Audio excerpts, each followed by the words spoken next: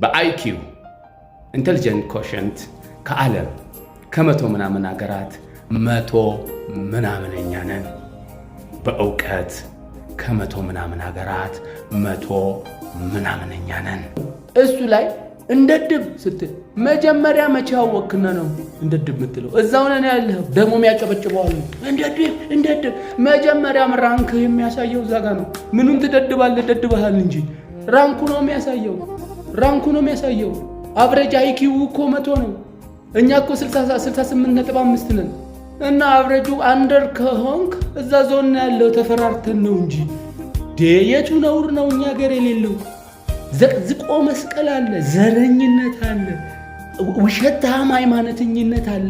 ሃይማኖት ሀገር 90 ምናምን % ውሸት ነው።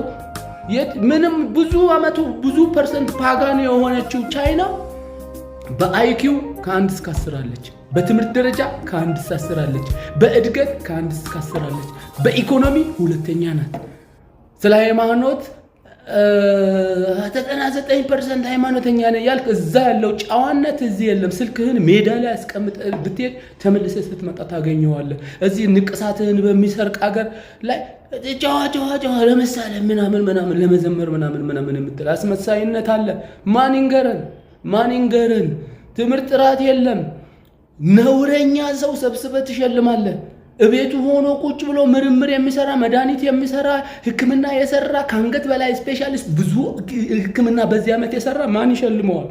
የሚጥር ተማሪ ካልሸለምከው ነገ በሞላ ቲክቶከር ስልክ ግዛልኝ ነው የምትለው። ሕፃኗ ደብተር ግዛልኝ፣ ስክሪፕቶ ግዛልኝ ቀርቷል። ስልክ ግዛልኝ፣ አይፎን ግዛልኝ ነው የሚሉ።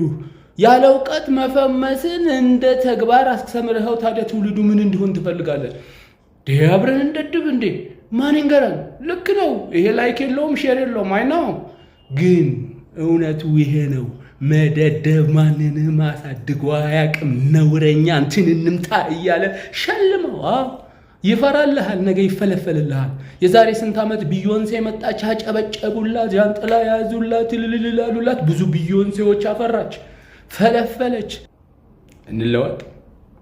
የሰው ሳተላይት በእርዳታ አምጥቀ እዚህ ሀገር ሰዎች በሳተላይት እንዲበረቱ ካላበረታታ፣ የሰው ኮምፒውተር እየተጠቀምክ እዚህ ሀገር ኮምፒውተር እንዲመረት ካልተበረታታ፣ እዚህ ሀገር ድሮን የሚሰሩ ሰዎች እንዲበረታቱ ካላደረግ፣ አንተ የቴክኖሎጂ ማዕከል የኢትዮጵያ ክንፍ የኢትዮጵያ ውድ መስሪያ ቤት ሆነ የሚሰሩትን ከአንተ ቴክኖሎጂ ጋር ማች የሚያደርጉት ሰዎች ትተህ ቲክቶከር መተህ ሞቲቬሽናል ንግግር ከጋበዝክ፣ የግብርና ዩኒቨርሲቲ ሆነህ ገበሬዎች መሸለም ሲገባ ውጭ ሀገር ለሽልማት የማይመጣ ሰው ጠርተህ ተሸለም የምትል ከሆነ ነገ ምን እንደሚፈለፈልልህ በደንብ ልታውቅ ይገባሃል። ቆይ ራሳችን ካልተነጋገርን ማን ይንገረን? ስለዚህ የሚሰማ ጆሮ ያለው ይስማ።